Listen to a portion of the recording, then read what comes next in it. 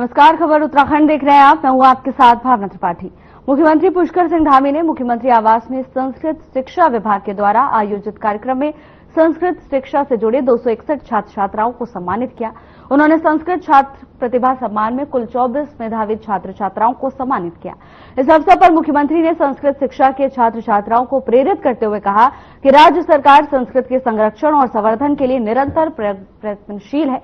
साथ ही उन्होंने कहा कि उत्तराखंड संस्कृति अकादमी के माध्यम से संस्कृत विद्यालयों में अध्ययनरत बालिकाओं के प्रोत्साहन के लिए प्रथम बार गार्गी संस्कृत बालिका छात्रवृत्ति योजना का शुभारंभ किया गया है।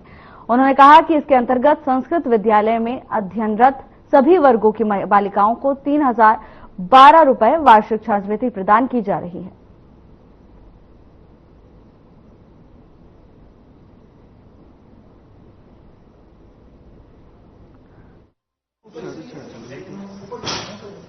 सरकार का कार्यक्रम न केवल संस्कृत भाषा के गौरव को पुनः स्थापित करने की दिशा में एक प्रयास सिद्ध होगा, बल्कि आने वाली पीढ़ियों में संस्कृत भाषा के रुझान के लिए भी, पीढ़ी दर पीढ़ी इस भाषा को आगे बढ़ाने के लिए भी बहुत महत्वपूर्ण भूमिका निभाते हैं। अच्छा होता कि मैं भी आपसे संस्कृत भाषा में ही संवाद करता, पर मैं अपने आप को इसमें पूरी तरह से मुख्यमंत्री महोदय और माननीय कैबिनेट मंत्री महोदय और हमारी पुरस्कार प्रदान। उत्तराखंड में 18 फरवरी से बजट सत्र शुरू होने वाला है, जिसको लेकर उत्तराखंड विधानसभा अध्यक्ष ने विधानसभा में अधिकारियों के साथ बैठक की। मीडिया से बातचीत करते हुए उत्तराखंड विधानसभा अध्यक्ष ऋतु खंडूड़ी ने कहा कि अभी तक आगामी बजट सत्र के लिए 30 विधायकों ने सवाल भेजे हैं। उन्होंने कहा कि ये 521 सवाल हैं और अभी तक उनके पास करीब 2 विधायक ही आए हैं।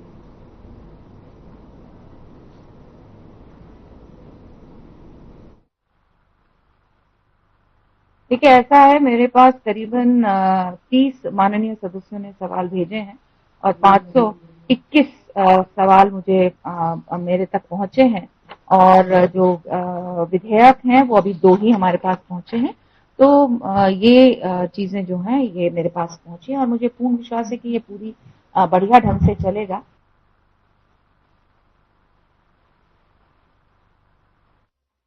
वित्त मंत्री हेमचंद अग्रवाल ने कहा कि जो व्यापारी 31 मार्च तक अपना संपूर्ण कर जमा कर देंगे, उन्हें अर्थदंड अदा नहीं करना होगा। इसका लाभ लेने के लिए SPL 01 और SPL 02 फॉर्म भरना होगा। उन्होंने कहा कि वित्त मंत्री देहरादून में टैक्स संग्रहण और जन जागरूकता अभियान संबंधित कार्यशाला में प्रतिभाग कर रहे थे। बता दें कि मीडिया के साथ बातचीत के दौरान उन्होंने कहा कि व्यापारियों को ये छूट 31 मार्च तक ही मिलेगी।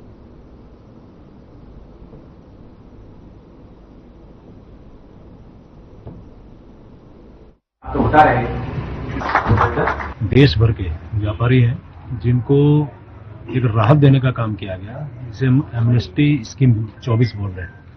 उसमें वर्ष 17, 18, 18, 19 और 19-20 में जिन लोगों को जो टैक्स जिसे बोलते हैं कर देने की बात थी, उसमें राहत देने का काम जो नियम 73 है उसमें दिया गया है कि यदि 31 मार्च 2025 तक वो उसके लिए अप्लाई करते हैं और उसको स्वीकार किया जाता है, तो उसमें उनका जो मूल टैक्स है, मूल कर है, सिर्फ वही उसको जमा कराना पड़ेगा। उसके ऊपर जो पेनल्टी है या उसका ब्याज है उसको माफ किया जाएगा। आपको ऐसे ही प्राप्त होता रहे, आपका मार्गदर्शन ऐसे ही प्राप्त होता रहे।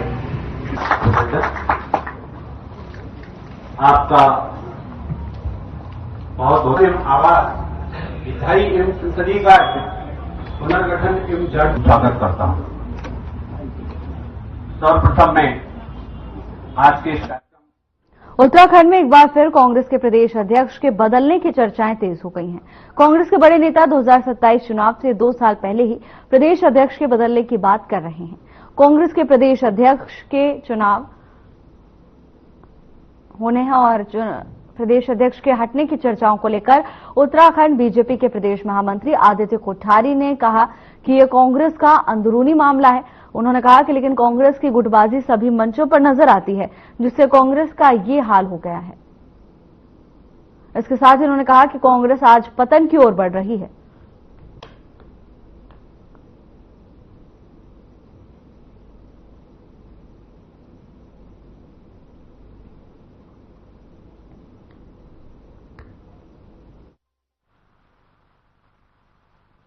कांग्रेस का इंटरनल मैटर है, इसमें हमको नहीं बोलना है, लेकिन फिर भी कांग्रेस के अंदर जो गुटबाजी दिख रही है और उनके जितने भी प्रोग्राम हुए हैं, जितने भी कार्यक्रम हुए हैं, प्रत्येक कार्यक्रम में उनकी गुटबाजी खुल करके सामने आई है।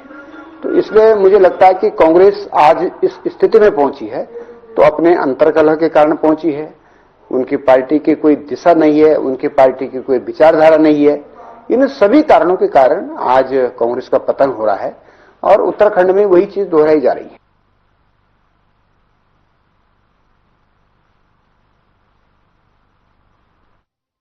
बीते दिनों उत्तराखंड के रुद्रपुर से दरोगा की पिटाई का एक मामला सामने आया। बता दें कि बीजेपी के एक नेता को इस मामले में गिरफ्तार किया गया है और अन्य लोगों की तलाश में पुलिस जुटी हुई है। तो वहीं इस पर उत्तराखंड बीजेपी के प्रदेश महामंत्री आदित्य कोठारी का भी बयान सामने आया। उन्होंने कहा कि इस प्रकार की घटना बेहद निंदनीय है और इसमें जो दोषी था उनके खिलाफ कार्रवाई की गई है। बता दें कि उन्होंने कहा कि इस घटना को उत्तराखंड में बर्दाश्त नहीं किया जाएगा।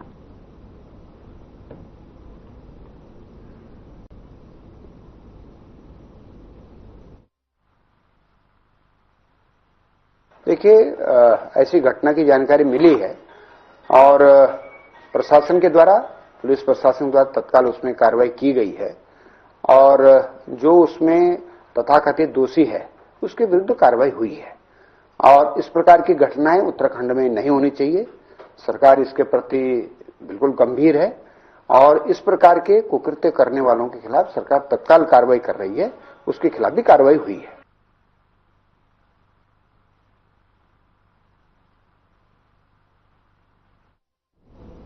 खबर रामनगर से है, जहां बाघ पकड़ने की मांग करने वाले प्रदर्शनकारियों पर मुकदमा दर्ज होने को लेकर के बाद भी प्रदर्शनकारियों ने अपना प्रदर्शन जारी रखा। बता दें कि इसी बीच प्रदर्शनकारियों ने संबंधित विभाग से फर्जी मुकदमा वापस लेने की मांग उठाई है। तो वहीं ग्रामीणों ने भी सीटीआर निदेशक साकेत बडोला, उप निदेशक राहुल मिश्रा और रेंजर भानु प्रकाश हरबोला के खिलाफ पुलिस को तहरीर देकर मुकदमा दर्ज करने की मांग की है। आपको बता दें कि उन्होंने कहा कि सरकार और विभाग के द्वारा ग्रामीणों पर फर्जी केस लगाकर उन्हें डराने का काम किया जा रहा है। इसके साथ ही उन्होंने कहा कि ग्रामीण इन फर्जी मुकदमों से डरने वाले नहीं हैं। ग्रामीणों का प्रदर्शन जारी रहेगा। ये गतिविधियां जो नीतियां की है, गंदी नीतियां जो है, मैं गंदी नीतियां इसलिए कह रहा हूं क्योंकि आए दिन हमारे आदमखोर बाघ द्वारा 1.5 माह पूर्व हमारे बीच में हमारे प्रेम भाई थे, उनको मौत के घाट उतार दिया गया। उस बीच जब हमने उस बॉडी को लेकर इसी जगह पर जहां पर आज हम धरना दे रहे हैं, इसी जगह पर हमने धरना दिया था और उसमें हमारे बीच हमारे डॉक्टर साहब आए थे। डॉक्टर साहब ने हमसे प्रॉमिस किया था कि हम 3-4 दिन के अंदर उस आदमखोर बाघ को हम उसको टेंडराइज कर देंगे और उसे हम पकड़ लेंगे। लेकिन दुख का विषय यह है कि 1.5 माह हो गया है, 1.5 माह तक आज तक वो बाघ नहीं पकड़ा गया है। कल सुबह 9 से 10 बजे के बीच हमारा छोटा भाई गणेश पवार, उस पर उसी टाइगर ने अटैक कर दिया है और आज वो अपनी जिंदगी और मौत के बीच अस्पताल में जूझ रहा है। ये यहाँ सावलते में लगातार 1 महीने में 2 घटनाएं हो चुकी हैं। बाघ के द्वारा हमला कर दिया गया है। एक प्रेम भाई है जिनको बाघ ने अपना निवाला बना लिया है। गणेश भाई है जो अभी जिंदगी और मौत की जंग लड़ रहे हैं, काशीपुर हॉस्पिटल में, जिनकी सर पे 45 टाके आए हुए हैं। ये लोग कह रहे हैं कि ठीक है, ठीक कैसे है, 45 टाके इसके सर में आए हो, ठीक कैसे है। मैं ये चाहती हूँ कि बाघ को मारा जाए। सभी हमारी बात नहीं है, सभी जनताओं की बात है, सभी लोगों की बात है, सभी गाँव वालों की बात है कि खतरा सभी को है। बाघ आबादी की तरफ आ रहा है। तो ये बिजरानी रेंज के क्षेत्राधिकारी, वन क्षेत्राधिकारी हैं भानु प्रकाश हरबोला जी। उनकी तहरीर पर जो है सावलदे के ग्रामीणों के खिलाफ एक मुकदमा दर्ज हुआ है सरकारी कार्य में बाधा डालने और गलत तरीके से वहां पर जो वाहन जाने वाले थे उसमें ढेला और झिरना रेंज में जो सफारी जानी थी उनको रोका गया था। इन लोगों के द्वारा कल और आज दोनों दिन लगातार धरना प्रदर्शन किया गया, जिस कारण काफी नुकसान हुआ है पर्यटकों का।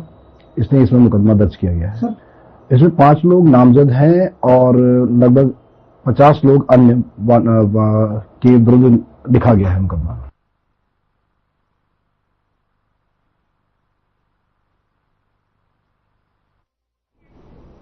नाबार्ड की ओर से सालाना स्टेट क्रेडिट सेमिनार आयोजित किया गया, जिसमें नाबार्ड का स्टेट फोकस पेपर प्रस्तुत किया गया और इस अवसर पर राज्य की मुख्य सचिव राधा रतूड़ी समेत तमाम उच्च अधिकारी भी मौके पर मौजूद रहे। तो वहीं राष्ट्रीय कृषि और ग्रामीण विकास बैंक उत्तराखंड के मुख्य महाप्रबंधक पंकज यादव ने बताया कि सेमिनार में राज्य के वर्ष 2025-26 में ऋण की संभावनाओं पर चर्चा की गई। इसके तहत कुल 54,700 करोड़ रुपए का आकलन किया गया है और इसके तहत सबसे अधिक 55% एमएसएमई, 35% कृषि के लिए आवंटित किया गया। बता दें कि उन्होंने बताया कि वार्षिक क्रेडिट प्लान को बैंकों को दिया जाता है और इसके आधार पर आगे की कार्रवाई की जाती है।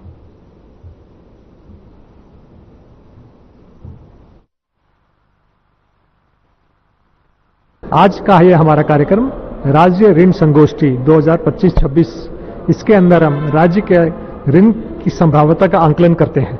25-26 के साल के अंदर कितने ऋण का प्रभाव हो सकता है हमारे प्रदेश के अंदर, उसका एक आंकलन किया गया है और वो आंकलन 54,700 करोड़ के करीब आता है।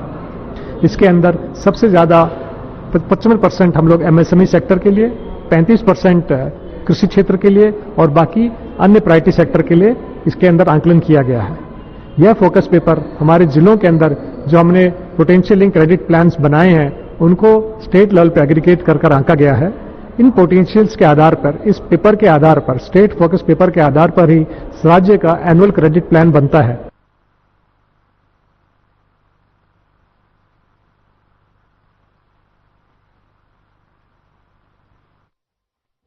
उत्तराखंड में स्मार्ट मीटर लगाने की कवायद शुरू हो गई है। जून 2026 तक राज्य में 15,88,000 मीटर लगाए जाएंगे। अभी तक राज्य में 24,610 मीटर लग चुके हैं और इसको लेकर उत्तराखंड बीजेपी और कांग्रेस में जुबानी जंग जारी है। उत्तराखंड बीजेपी के प्रदेश मीडिया प्रभारी मनवीर सिंह चौहान ने कहा कि कांग्रेस विरोध की राजनीति के साथ अराजकता फैलाने का काम कर रही है। स्मार्ट मीटर राज्य की जनता और राज्य के हित में है। मुख्यमंत्री ने सभी मंत्रियों, विधायकों और अधिकारियों को सबसे पहले स्मार्ट मीटर अपने घरों में लगाने को कहा है। तो वहीं इस पर उत्तराखंड कांग्रेस के प्रदेश प्रवक्ता डॉक्टर प्रतिमा सिंह ने जवाब दिया। उन्होंने कहा कि स्मार्ट मीटर किसी भी तरह से राज्य के हित में नहीं है। इसके साथ ही उन्होंने कहा कि स्मार्ट मीटर का प्रदेश की जनता विरोध कर रही है।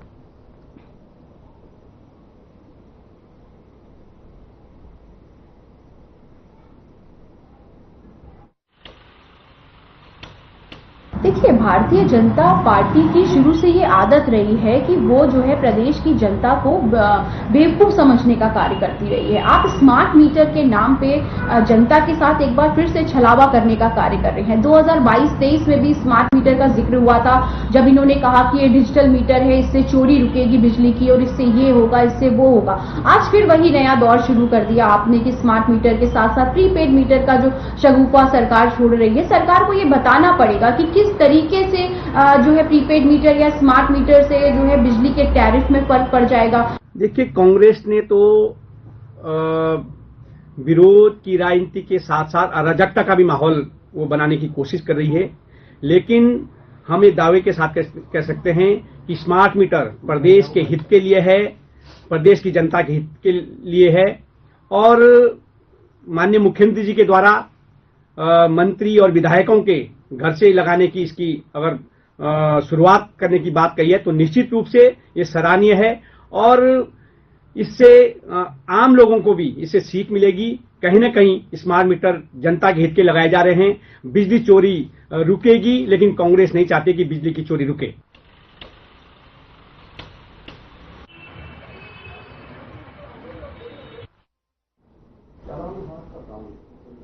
खबर अल्मोड़ा जनपद के रानीखेत से है, जहां उपमंडल का एकमात्र गोविंद सिंह माहरा राजकीय चिकित्सालय का भवन खतरे की जद में आ गया है। आपको बता दें कि कुछ समय पहले आई आपदा में अस्पताल के पिछले हिस्से में भूस्खलन हो गया था और मरीजों को वहां से दूसरी जगह शिफ्ट किया गया था। उस समय उस क्षेत्र में सुरक्षा दीवार बनाने की बात कही गई थी, लेकिन अभी तक उसमें सुरक्षा का कोई भी काम नहीं हुआ है, सुरक्षा दीवार नहीं दी गई है। जबकि क्षेत्र विधायक और स्वास्थ्य मंत्री डॉक्टर धन सिंह रावत इस क्षेत्र का स्थलीय निरीक्षण कर चुके हैं और इस दीवार को जल्द से जल्द बनाने का निर्देश भी दे चुके हैं, लेकिन अभी तक न जाने किन कारणों से निर्माण कार्य नहीं हो पाया है। बता दें कि अस्पताल के सीएमएस डॉक्टर संदीप दीक्षित का कहना है कि इस बारे में विभाग से वार्ता चल रही है, जल्द ही यहां काम शुरू कर दिया जाएगा।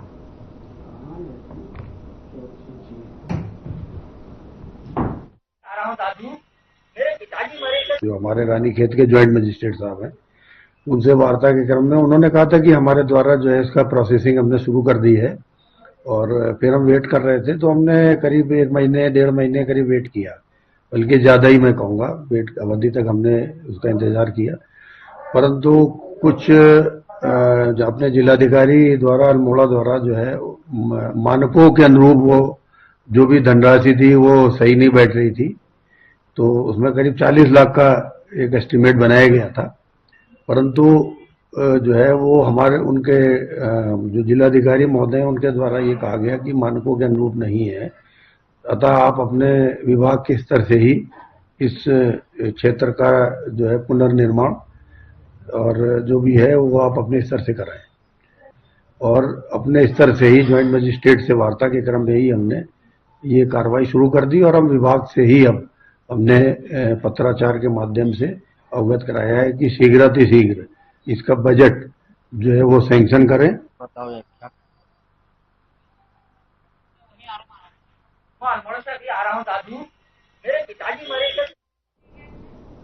उत्तराखंड में शिक्षा व्यवस्था को बेहतर करने के साथ ही हाई स्कूल और इंटरमीडिएट में बेहतर प्रदर्शन करने वाले छात्र छात्राओं को सरकार हर साल शिक्षा के क्षेत्र में पंडित दीनदयाल उपाध्याय उत्कृष्टता पुरस्कार से सम्मानित करती है।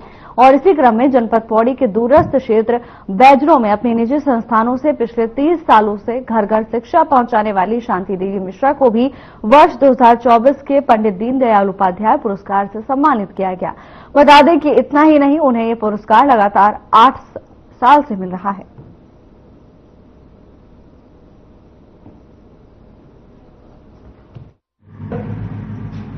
'94 से काम कर रही हूँ पहाड़ों में, लगभग 30-31 साल हो गए हैं, और लगातार 7 वर्ष 8वां साल है जब हमको लगातार पंडित दीनदयाल शैक्षिक उत्कृष्टता पुरस्कार मिल रहा है। पहाड़ों में काम करना बहुत कठिन है, क्योंकि पहाड़ों में आज पलायन बहुत हो गया है।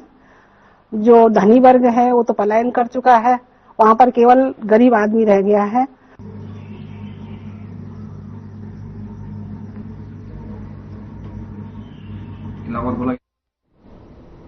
लक्ष्मण झूला थाना क्षेत्र के अंतर्गत राधा कृष्ण मंदिर में हुई चोरी का पुलिस ने खुलासा किया।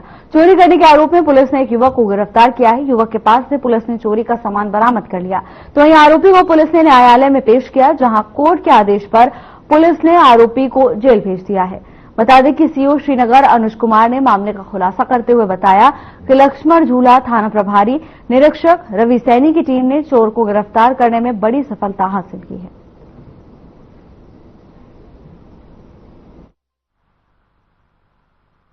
थाना लक्ष्मण झूला क्षेत्र अंतर्गत श्री वीके श्रीवास्तव प्रकाशन द्वारा अवगत कराया गया कि राम मंदिर और राधा कृष्ण मंदिर में चोरी की घटना हुई है, जिसमें छत्र, मूर्तियां, कंबल और अन्य सामान गायब है।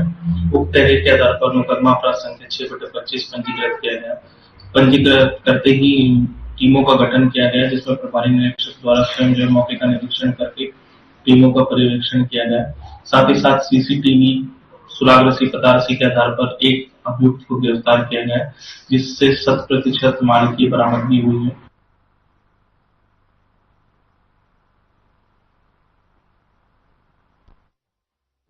अल्मोड़ा जिले के फलसीमा क्षेत्र में जबरन जमीन कब्जाने की कोशिश पर ग्रामीणों का गुस्सा फूट पड़ा।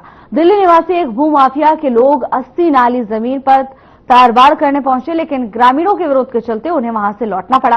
और इस मामले को लेकर उत्तराखंड परिवर्तन पार्टी के केंद्रीय अध्यक्ष पीसी तिवारी के नेतृत्व में ग्रामीणों ने एसएसपी अल्मोड़ा से मुलाकात भी की और इसके साथ ही एसआईटी जांच की मांग भी उठाई।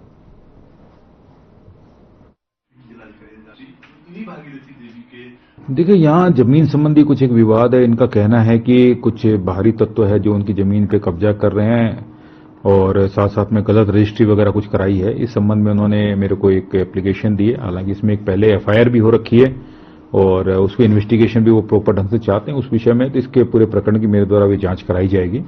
उसमें जो भी उचित होगा उसके अनुसार मेरे द्वारा उसमें कार्रवाई की जाएगी। इसको लेकर गांव में भारी असंतोष है। गांव की जमीन बेबंटवारा है, उसका गोल खाते की जमीन है, उसके हर हिस्से पर सबका हक है, लेकिन जो है उन लोगों ने जमीनें खरीदी हैं और फर्जी रजिस्ट्रियां कराई हैं। उस फर्जी रजिस्ट्री को लेकर एफआईआर दर्ज हुई है, बहुत मुश्किल से कोर्ट के ऑर्डर पर दर्ज हुई है उस कोर्ट के ऑर्डर के बाद दर्ज होने के बावजूद भी कोर्ट में पुलिस ने ये रिपोर्ट दी जिसमें उन्होंने ये कहा कि इसमें रिपोर्ट का औचित्य नहीं है, इसमें एफआईआर का औचित्य नहीं है और उसी आदमी को जांच दी गई। तो पहली बात तो यह है कि हम कह रहे हैं कि जो किसी एक निर्णय पर पहुंच गए हम, तो इसलिए उससे जांच कराना उपलब्ध नहीं है।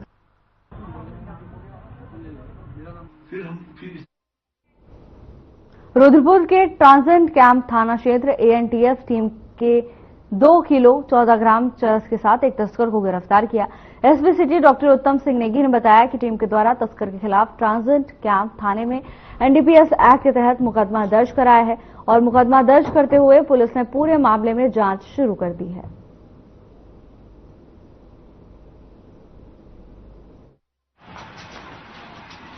ये रूटीन में जो हम चेकिंग करते हैं हमारी पुलिस के द्वारा की जाती है, तो उसमें एक स्कूटी में एक बाइक स्कूटी सवार से चेकिंग पे ये 2 किलो से कुछ ज्यादा चरस बरामद हुई है और ये व्यक्ति हल्द्वानी का रहने वाला है और इस पर मुकदमा कायम कर दिया गया है और इस पर अभी और कार्रवाई चल रही है कि इसमें और कौन लोग इन्वॉल्व हैं।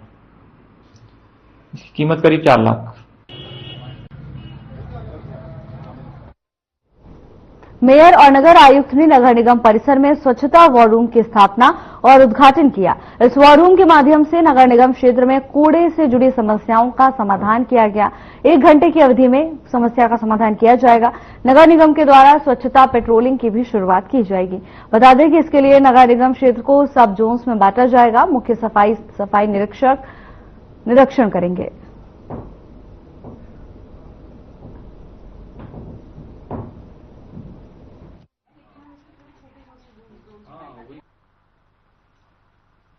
भारत सरकार द्वारा स्वच्छता सर्वेक्षण 2025 की तैयारियां की जा रही हैं और इस क्रम में लगातार ट्रेनिंग का भी आयोजन किया जा रहा है।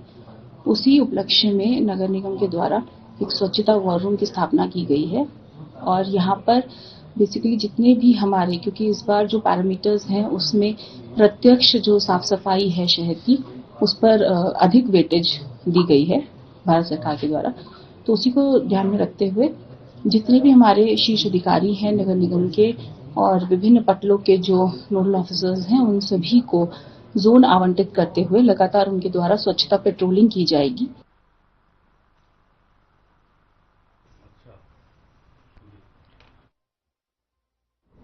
उत्तरकाशी नगर पालिका परिषद के अध्यक्ष ने बोर्ड बैठक में निर्णय लिया कि रामलीला मैदान से सभी रेड़ी थेड़ी को मैदान के एक किनारे पर जगह उपलब्ध करवाई जाएगी और साथ में हिदायत भी दी कि यदि मैदान के बीच वाले गेट पर सब्जी की रेड़ी और ठेले लगाए जाएंगे तो उन पर पालिका की तरफ से चालान और तमाम वैधानिक कार्रवाई की जाएगी। मॉल रोड में कुछ महीनों पहले प्रशासक की ओर से अतिक्रमण कर बुलडोजर चलाकर सभी रेड़ी ठेलियां हटाई गई थी और उन जगहों पर बैठने के लिए बेंच भी लगाई। फिर भी लोगों के द्वारा उन्हीं जगहों पर अपनी दुकान लगाई जा रही है। भीड़ में खासकर माताओं और बहनों की साड़ी और कपड़े अटक जाते हैं। आना जाना बहुत ही मुश्किल होता है।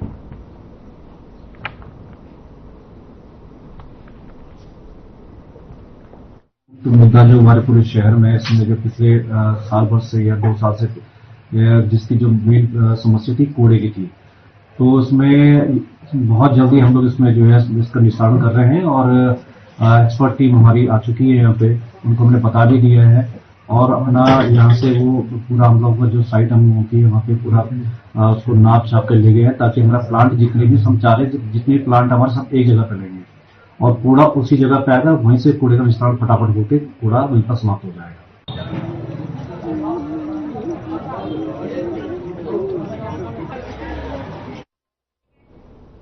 अनाथ, असहाय और गरीब बालिकाओं के लिए जिला प्रशासन ने एक नई पहल की शुरुआत की।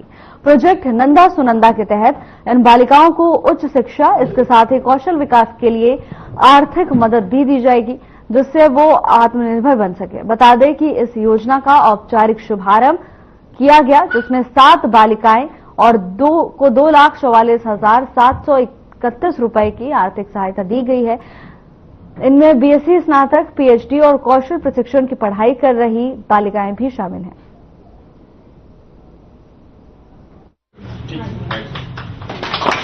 ये कहाँ से करते हैं? ये हमारी रियल लाइफ की नंदा सुनंदा देवी ऐसी बालिकाएं ही हैं जो डिसएडवांटेज्ड हैं, वीकर सेक्शन से हैं, जो अपने आप को सपोर्ट नहीं कर पा रही, उनकी फैमिली सपोर्ट नहीं कर पा रही, चाहे फैमिली ट्रेजेडी की वजह से या इकोनॉमिक हार्डशिप की वजह से।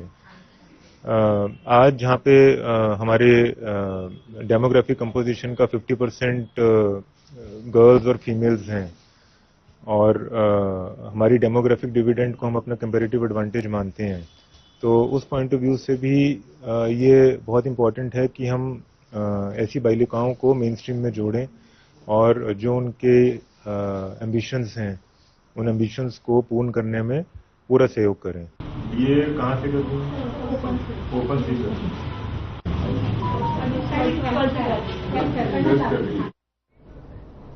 फिलहाल के लिए बस इतना ही। जल्द हाजिर होंगे नई अपडेट्स के साथ। नमस्कार।